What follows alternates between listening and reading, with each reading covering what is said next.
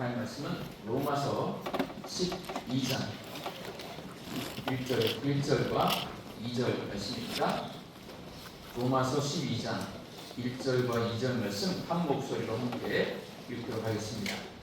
그러므로 형제들아, 내가 하나님의 모든 자비하심으로 너희를 권하노니 너희 몸을 하나님이 기뻐하시는 거룩한 산제물로 드리라. 이는 너희가 드릴 영적 예배이라.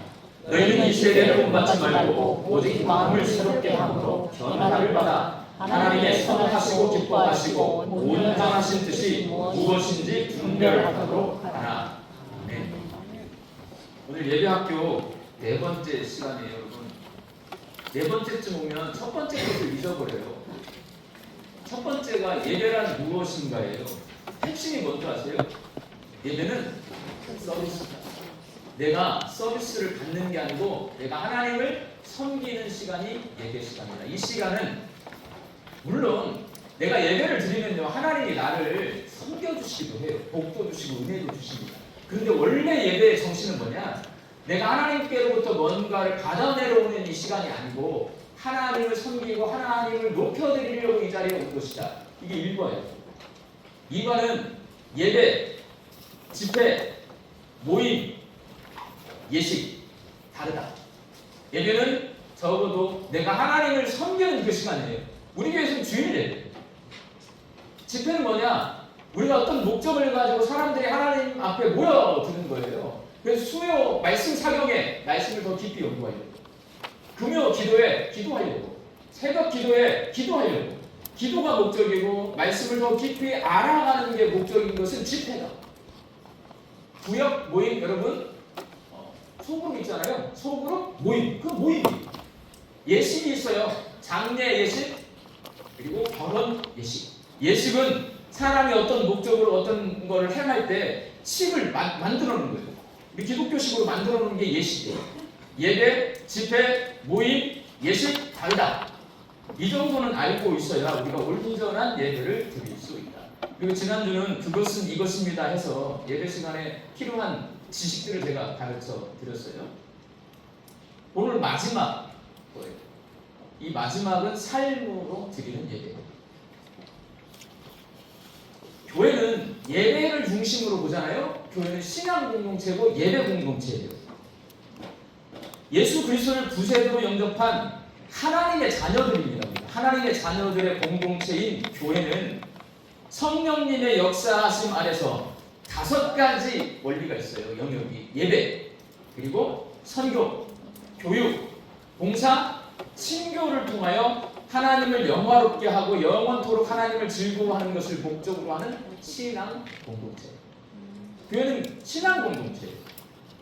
여기는 이런 의식이 없이 여기 모이잖아요. 그러면 여기 개모임이 될 수가 있고요, 동호회가 될 수가 있습니다. 여기 뭐 산악동호회, 볼링 동아리 이런 거 아니잖아요. 여러분, 교회는 신앙을 위해서 모여있는 거예요. 그 신앙 공동체인 교회에는 예배의 사명을 가지고 있습니다. 예배는 성도의 사명이에요. 왜? 하나님이 인간을 창조하신 목적이 뭐냐면 영화롭게 되시기 위해서, 인간이 하나님을 영화롭게 해드리기 위해서 우리가 창조되었어요. 그 하나님을 영화롭게 해드리는 가장 종합적인 방법이 뭐냐? 예배입니다. 예배.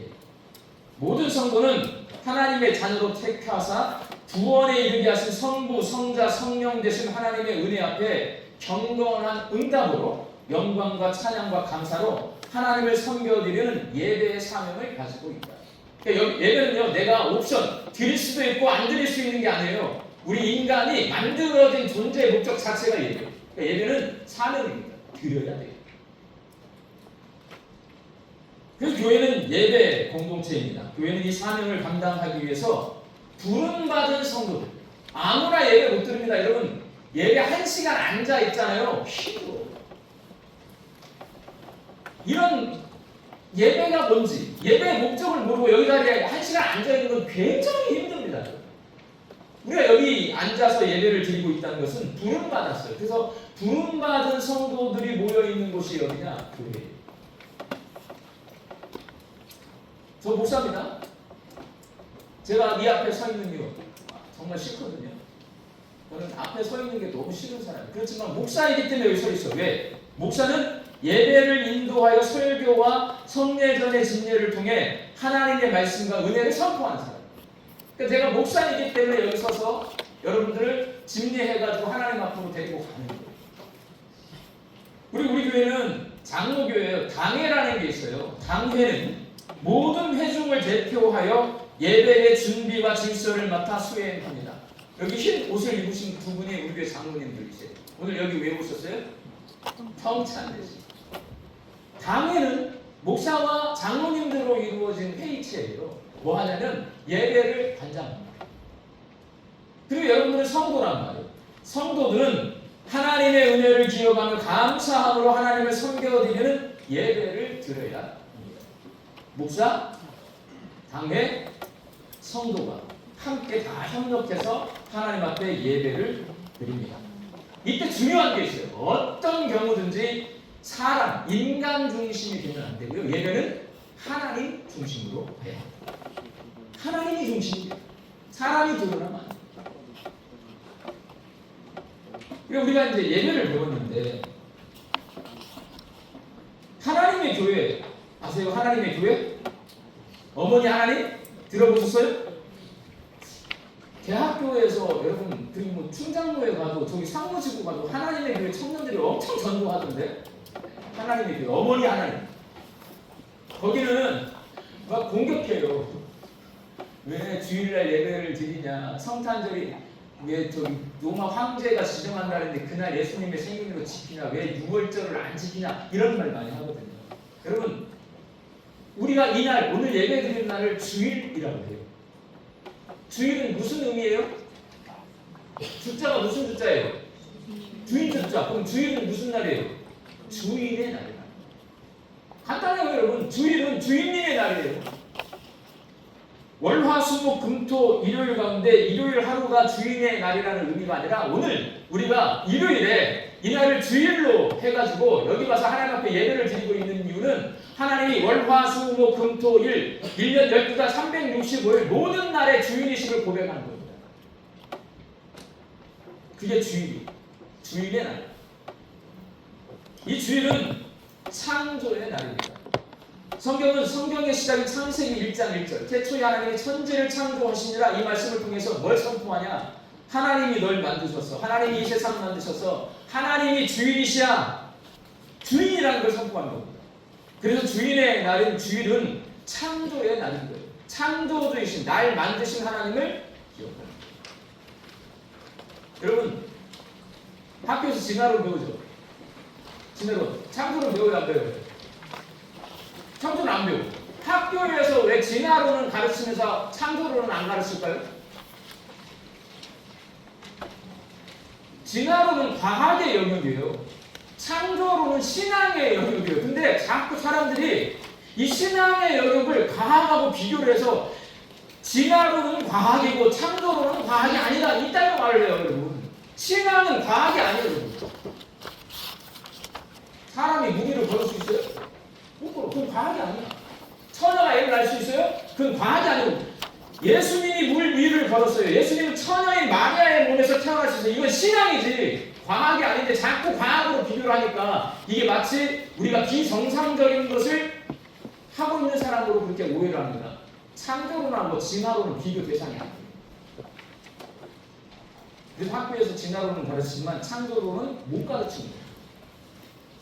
교회에서는 창조를 얘기해요. 아셨어요? 이것도 잘 머릿속에 담아 놓으셔야 됩니다. 왜냐면 이 시대는 지금 자꾸 창조론은 마치 거짓말처럼 신화적인 이야기처럼 말을 해요. 여러분 신앙이라고 하는 것은 안 믿어지는 것을 믿는 게 신앙이에요. 주일은 창조의 날. 하나님이 온 세상을 만드시고 나를 지으시고 그 하나님이 우리의 주인이시다. 이걸 내가 믿고 고백하는 날 주일입니다. 주일은 부활의 날입니다.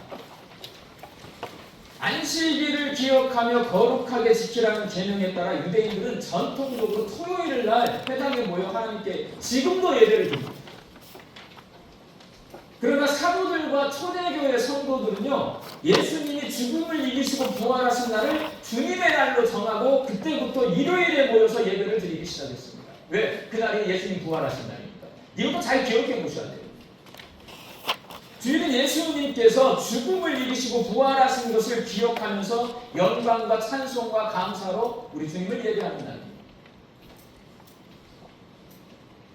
우리 예수 믿는 그리스도인들은 시간의 제한을 받지 않고 언제나 예배를 드릴 수 있지만 이처럼 깊은 의미를 가진 주일에 하나님의 창조와 부활의 승리를 송축하면서 하나님 앞에 예배를 드림으로 한 주간을 오늘 시작합니다. 세상은 월요일 날이 한 주간의 시작이잖아요. 우리 예수 믿는 사람은 오늘이 한 주간의 시작입니다. 오늘 주일 우리는 한 주간의 시작하는 거예요. 누구 앞에서? 하나님 앞에서 뭐 하면서? 예배합니다.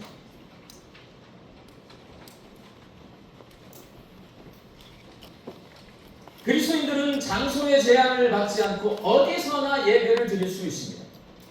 그러나 이스라엘 백성들이 애굽에 살다가 광야로 나갔다가 가나안 땅에 들어가서 정착하면서 뭘 지었어요? 예루살렘 성전을 지었습니다. 그때부터는 그 성전에 모여서 예배하게 되었어요.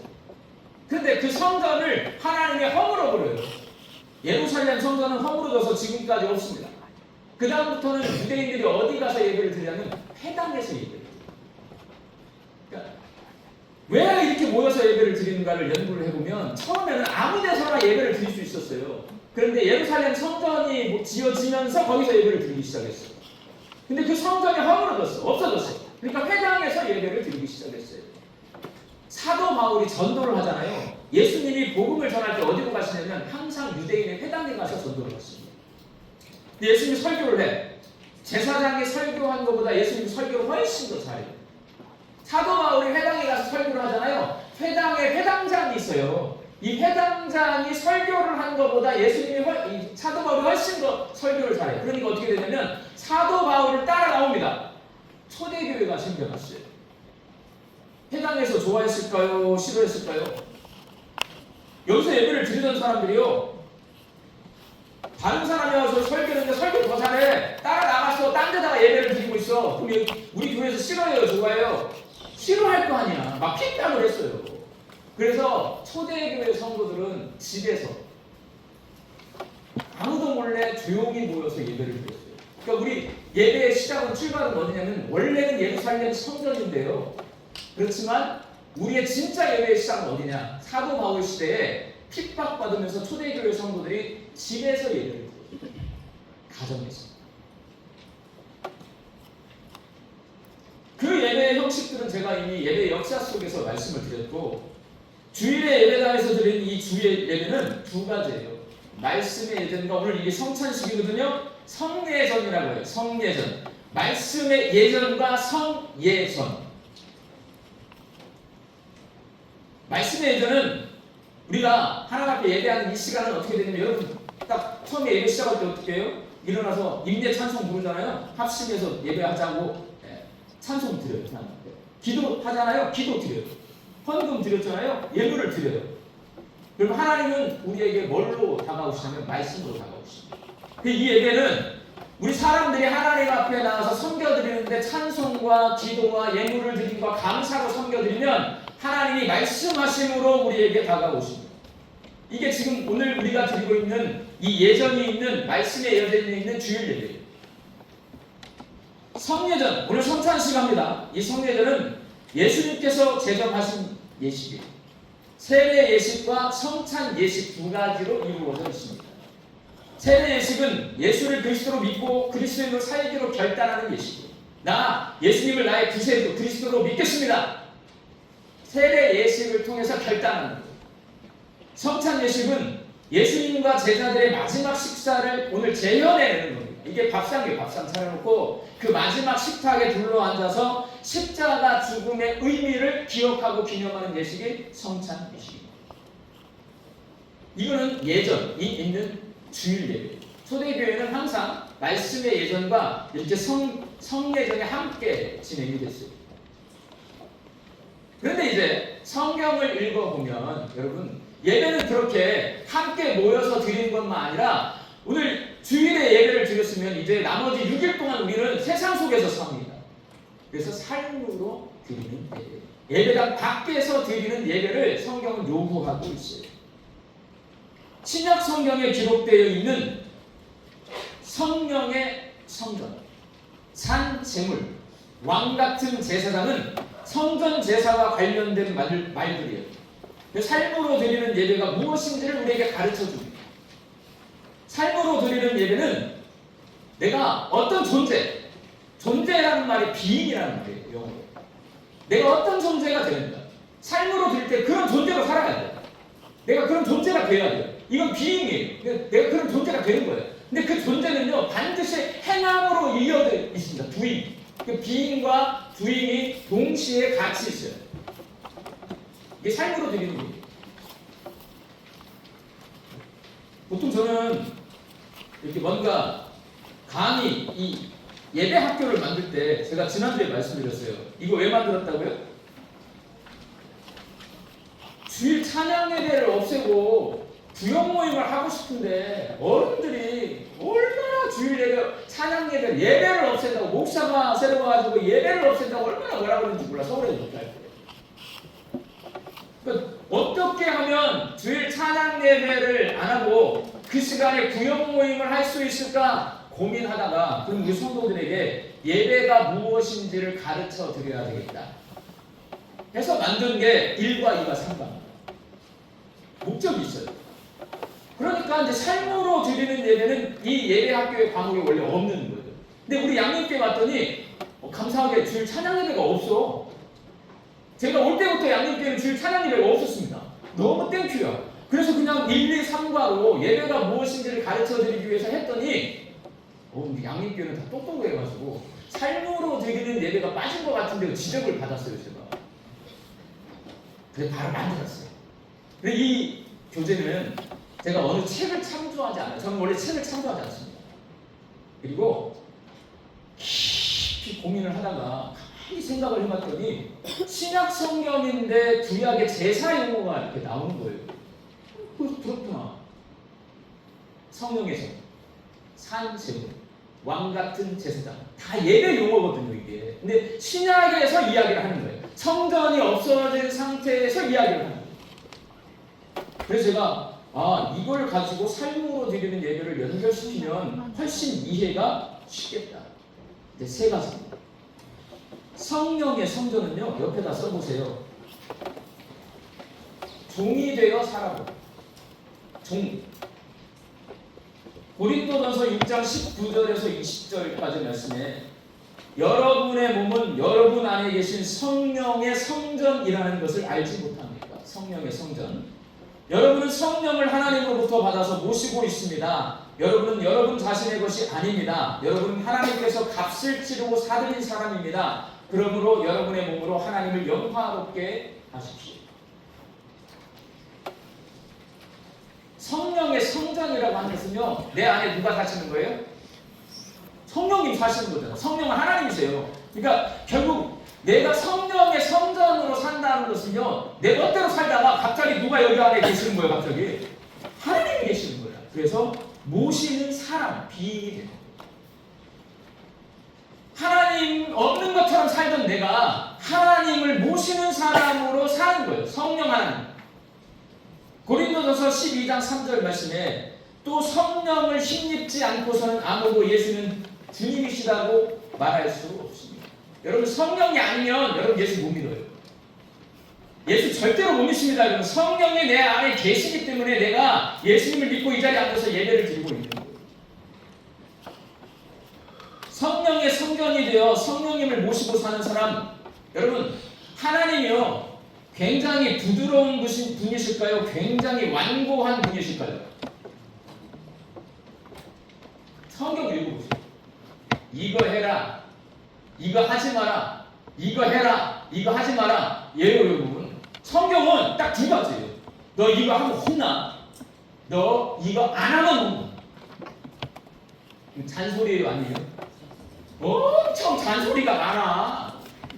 그러니까 전에는 내 마음대로 살던 사람이 성령이 내 안에 들어오잖아요. 그러면 전에 내가 했던 행동이 이제 기준이 성경이 되는 거예요. 하나님 말씀이 기준이 되는 거예요. 하나님이 주인이시니까 그 주인이 나에게 말을 할 때 이걸 해라 하면 해야 돼. 하기 싫어도 해야 돼.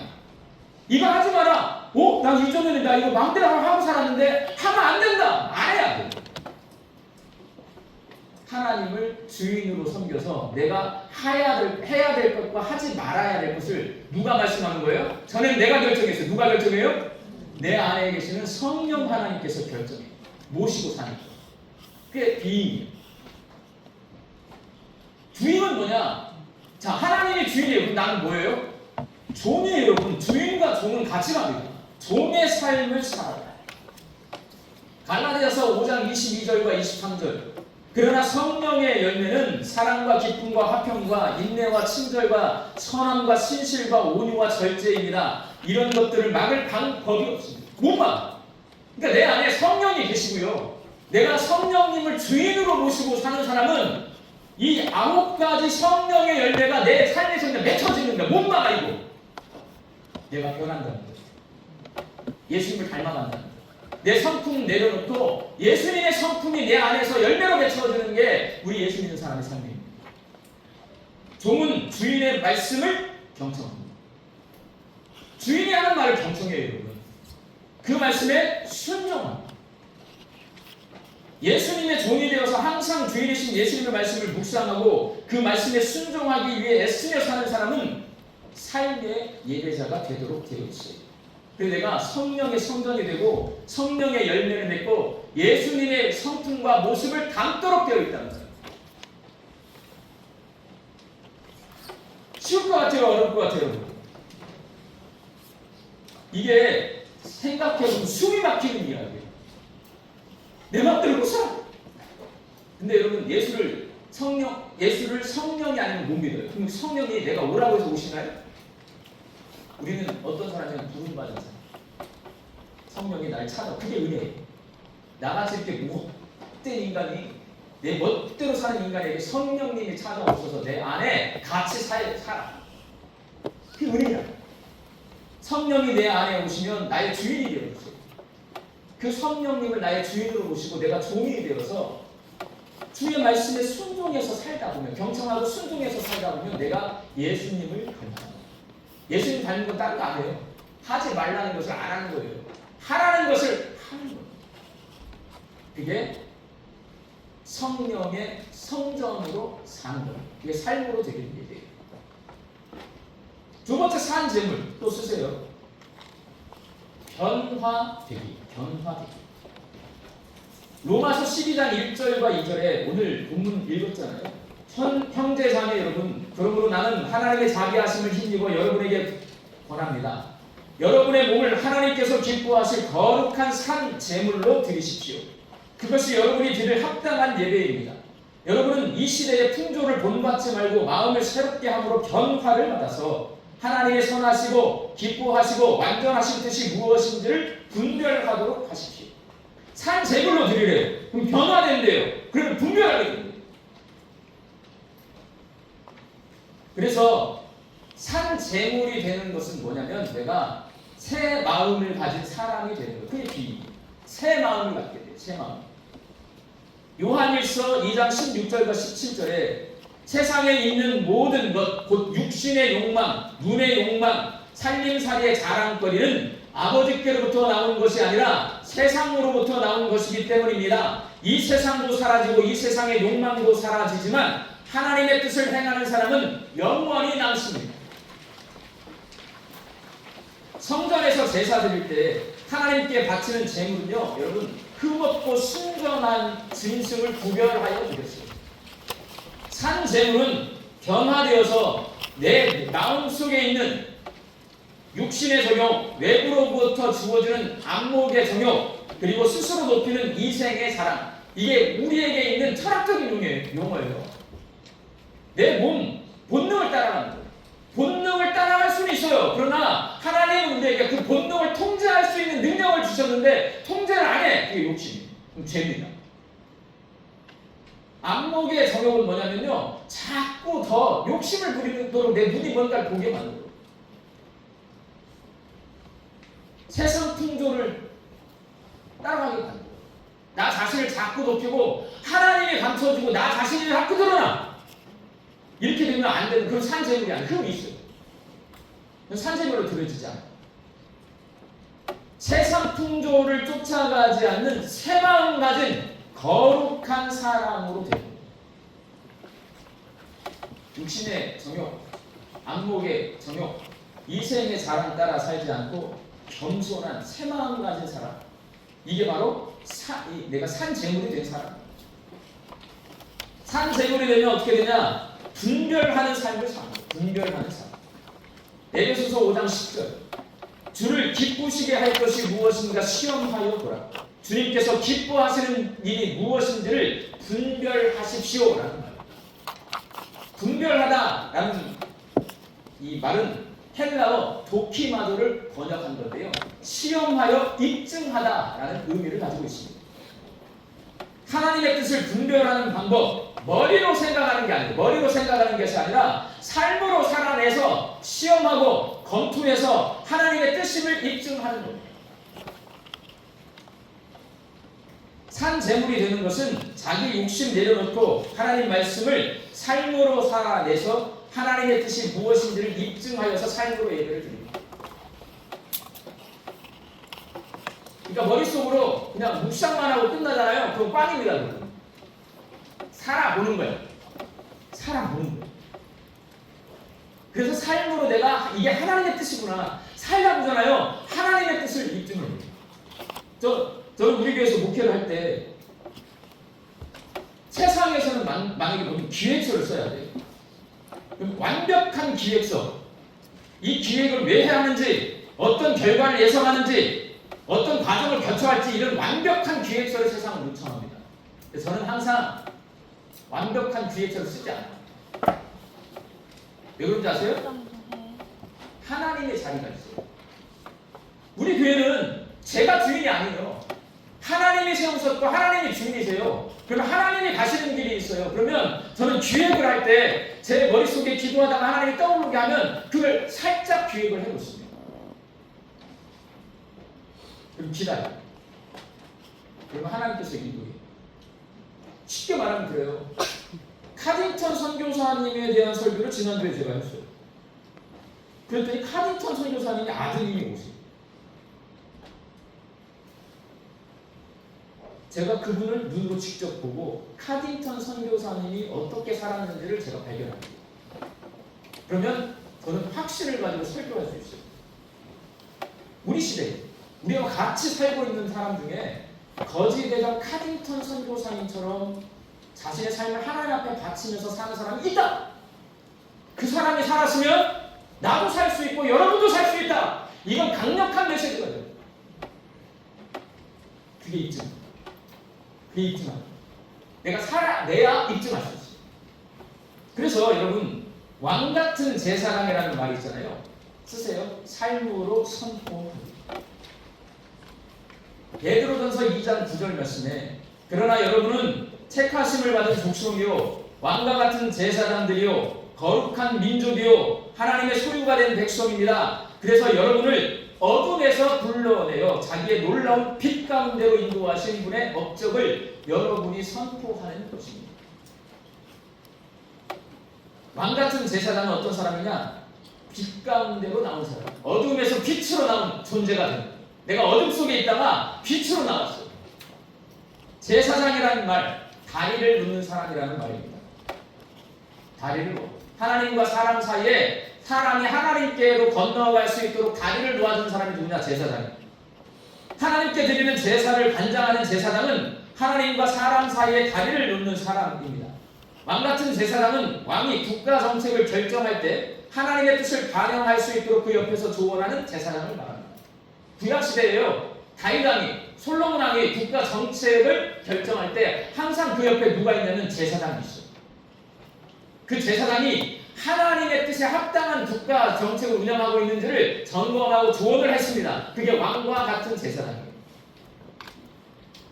죄와 사망이 가득한 어둠 속에서 사탄의 종으로 우리가 살고 있었던 거예요. 예수님 모르는 사람은 다 사탄의 종으로 삽니다. 살다가 예수님의 인도하심을 따라 구원의 빛 가운데로 나온 사람은 이 왕과 같은 제사장이 되어야 된다. 하나님 옆에 서 있어야 됩니다. 하나님의 뜻을 분별해낼 수 있어야 돼. 그 세상을 향해 말할 수 있어야 돼. 그게 왕과 같은 제사장. 그래서 왕과 같은 제사장은 어떤 삶을 사냐? 선포하는 삶을 삽니다.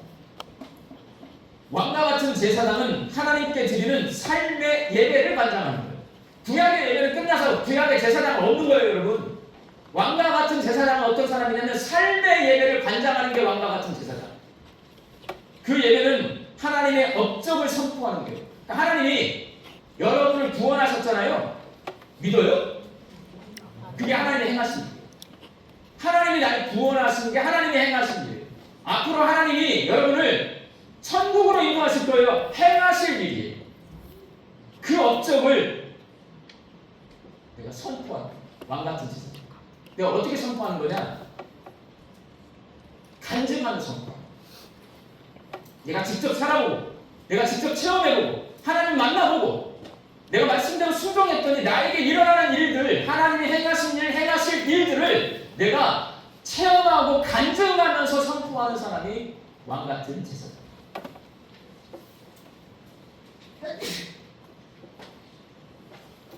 여러분 청년회 때 하나님을 가장 많이 만날 수 있는 거예요.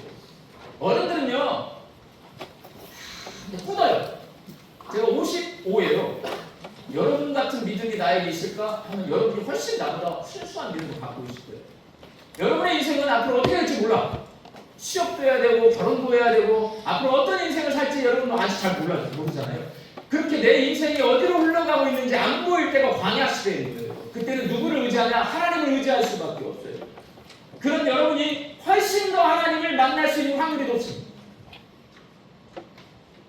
하나님은 하늘에 있지 않아요. 여러분 마음속에 계세요. 여러분 삶 속에 계십니다. 그 하나님을 만날 수 있는 방법은요, 말씀을 묵상하면서 만나는 거예요. 말씀을 묵상하고 하나님을 만났는데 가만히 있잖아요. 그 사람은 좀 맞을걸? 하나님한테. 팽이야. 말씀대로 살기가 너무 힘들어요, 여러분. 근데 그 말씀대로 빠득빠득 살아내야 돼요.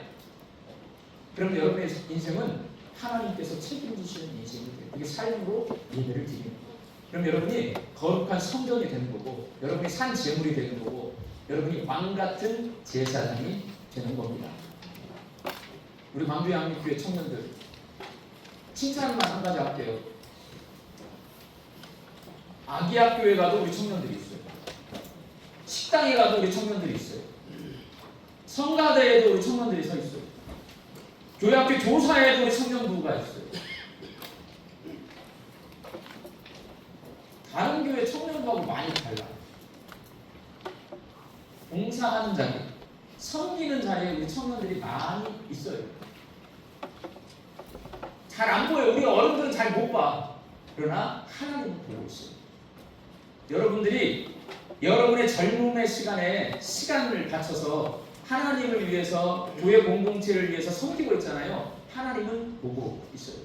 그 섬김의 시간이 절대 헛되지 않아요. 하나님은요 절대 그 시간을 헛되게 여기지 않아요. 하나님이 영광을 받잖아요. 반드시 복을 주십니다. 우리 청년들이 그런 청년들이어서 너무나 감사하고 너무나 기쁘고 존경스러운 마음이 있어요. 곳곳에 우리 청년들이 있어. 너무 미안해. 어른들 여기서 행사하고 있으면 밖에 전부 청년들이 다 봉사하고 있어요. 하나님이 복을 주실 수도 있습니다. 이게 삶으로 드리는 예배예요. 여러분 삶으로 예배를 잘 드리셔서 정말 악한 시대입니다. 전 세계에 유럽은 이미 끝났고요. 미국, 캐나다, 기독교 국가라는 모든 나라는 동성애를 못 막아요. 제 눈에 우리나라가 막을 수 있을 것 같아요. 동성애는 죄예요, 여러분. 동성애 죄라고. 이걸 죄라고 말하지 못하는 시대를 산다고 해서 동성애가 죄가 아닌 것이 아니에요, 여러분. 동성애는 죄입니다. 죄는 죄라고 말할 수 있어야 돼요. 근데 우리나라에는 그걸 죄라고 말할 수 있을 거예요. 말씀이 말씀되지 못하게 악한 사단의 세력이 엄청난 공격을 하는 시대를 우리가 살고 있어요. 우리 청년들이 이 시대에 말씀대로 살아내서 하나님 기뻐하시는 예배를 드리고 우리 청년들이 하나님께서 복 주시는 그러한 인생을 꼭 사시기를 주님의 이름으로 축원합니다. 네. 기도하겠습니다. 하나님 예배학교를 통해 4주 동안 예배에 대해서 생각해 보았습니다. 여기 모인 청년들과 우리 광주 양림교회 성도들이 예배당에 모여 하나님을 섬겨드리는 예배를 드리게 하여 주옵시고, 예배당 밖에서 성전이 되고 산 제물이 되고 왕같은 제사장이 되어서 삶으로 예배를 드리는 참 예배자가 되게 하여 주옵소서. 예수님의 이름으로 기도하옵나이다. 아멘.